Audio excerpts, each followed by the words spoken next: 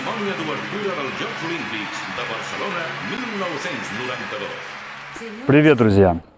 В этом году, 2022, исполнилось 30 лет Олимпийским играм, которые проводились здесь, в Барселоне, в 1992 году.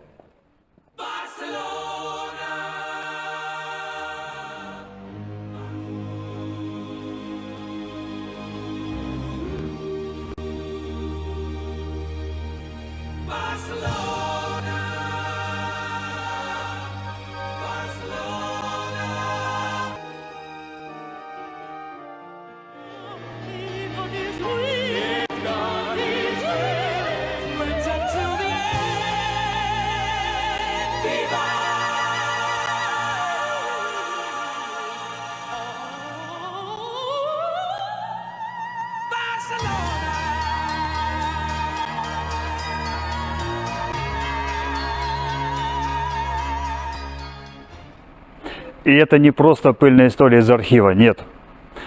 Многое из того, что окружает барселонцев сегодня, что прочно вошло в их повседневную жизнь, родом оттуда, с той Олимпиады. Но прежде небольшой экскурс в историю. Дело в том, что ранее в Барселоне уже организовывались Олимпийские игры, но их пришлось отменить, причем на стадии полной готовности. Дело было в 1936 году. 5 годами ранее, в 1931-м, Международный Олимпийский комитет выбрал Германию для проведения Олимпийских игр в 1936 году. Но через 2 года, в 1933 году, к власти в Германии пришел Адольф Гитлер, который начал проводить политику расовой сегрегации. Это включало в себя удаление евреев из всех спортивных клубов и федераций, то есть из большого спорта. Тогда во многих странах пошло движение, чтобы бойкотировать Олимпийские игры в Германии. А в Испании, в Барселоне, организовывалась альтернативная Олимпиада в знак протеста против Олимпиады в Берлине. Гитлер же, стремясь заполучить Олимпийские игры, ослабил репрессии против евреев на время ее проведения. И таким образом продемонстрировал Международному Олимпийскому комитету довольных евреев. Разумеется, это был только фасад. В итоге, как и следовало ожидать, Олимпиада в гитлеровской Германии состоялась. И те страны, которые громче всех выступали против нее, без стеснения приняли в ней участие, за исключением Испании. А что же происходило в это время в Испании, где организовалась альтернативная Олимпиада? А в Испании, в Барселоне уже все было организовано, приехало большинство спортсменов, но началась гражданская война. Олимпиаду отменили. Но вернемся в Барселону 92-го. Олимпиада в Барселоне 92 проходила тоже в очень бурной международной обстановке. Объединение Германии, война в Югославии и самое значительное событие того времени – распад Советского Союза, что породило очень тяжелые времена для всего постсоветского пространства. В России начались лихие 90-е, а в Барселоне, чтобы обеспечить безопасность на олимпийских объектах, были приняты беспрецедентные на национальном уровне меры безопасности. Были привлечены более 25 тысяч бойцов из различных полицейских подразделений и даже армия и военно-морской флот.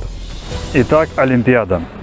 Мы не будем здесь говорить о рекордах, медалях, которые после таких мероприятий ложатся в архив и интересны лишь узкому кругу специалистов, ну и особо рьяных любителей спорта. Нет. Мы увидим то, что осталось в памяти людей и вошло в их повседневную жизнь. Официальным символом Олимпиады стала каталанская овчарка Коби. И он оказался настолько популярным, что его использовали везде, где только можно. Вывески, рекламные кампании, даже мультсериал.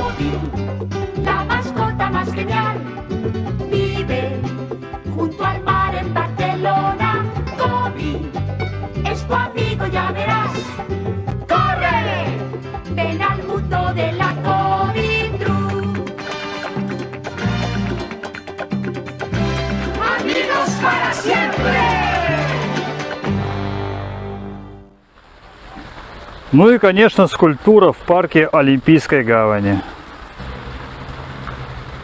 По сей день Коби считается самым прибыльным символом наряду с олимпийским мишкой Москвы-80. На церемонии открытия под аккорды гимна Каталонии и Испании вошли короли Испании Хуан Карлос I и София Греческая. И после выступления мэра Барселоны и президента Международного Олимпийского комитета в которых они призывали остановить войну в Югославии, король Хуан Карлос I объявил 25-е Олимпийские игры открытыми. Затем около 800 танцоров под звуки оркестра образовали испанское приветствие «Ола», которое в это время скандировали на трибунах более 65 тысяч зрителей.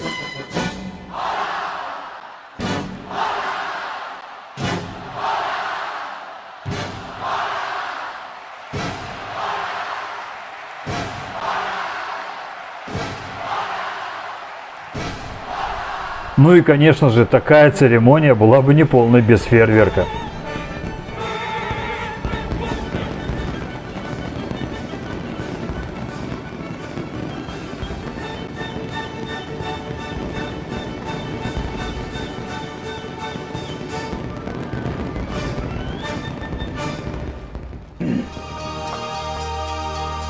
Прошло 2 недели активных состязаний.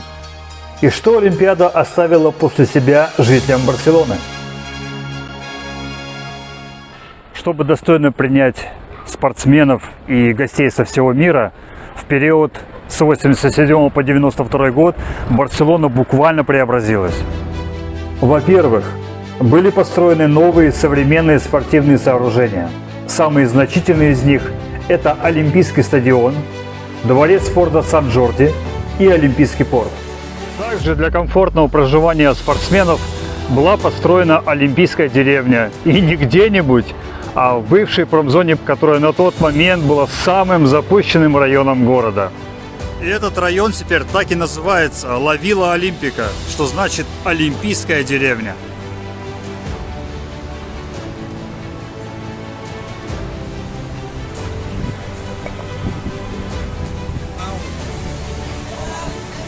Этот район выходит на берег и переходит в пляж и Олимпийский порт, предназначенный для яхт. Кстати, о пляжах. Их, как таковых, в Барселоне до Олимпиады не было. Ну, был берег моря, куда выходили близлежащие жители. И то, когда Поблино был действующей промзоной, а на берегу моря были трущобы, где жили бедняки рабочие, то понятно, что ни о каких пляжах не могло быть и речи. Поэтому, повторюсь, когда встал вопрос о достойном приеме спортсменов и гостей, была проведена огромнейшая работа. Был завезен песок, организована пляжная инфраструктура, построены новые отели, один из которых на сегодняшний день, по сегодняшний день, является одним из самых высоких зданий в городе. Также был расширен и модернизирован аэропорт, в результате чего он стал в состоянии принимать в 2 раза больше пассажиров. Построены 2 объездные дороги. Одна вдоль моря, другая в верхней части у подножия гор. Правда, на сегодняшний день, 30 лет спустя после Олимпиады, в час пик уже и они не справляются. И это только некоторые, самые значительные инфраструктурные улучшения. Как итог, подготовка к Олимпиаде 92 принесла в экономику Испании свыше 7 миллиардов евро. И все эти улучшения, новые благоустроенные пляжи с отелями сделали Барселону более привлекательной для туристов.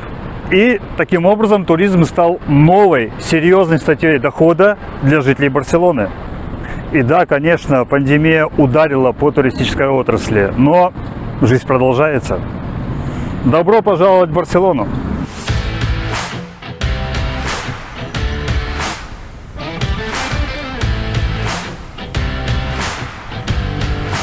Barcelona.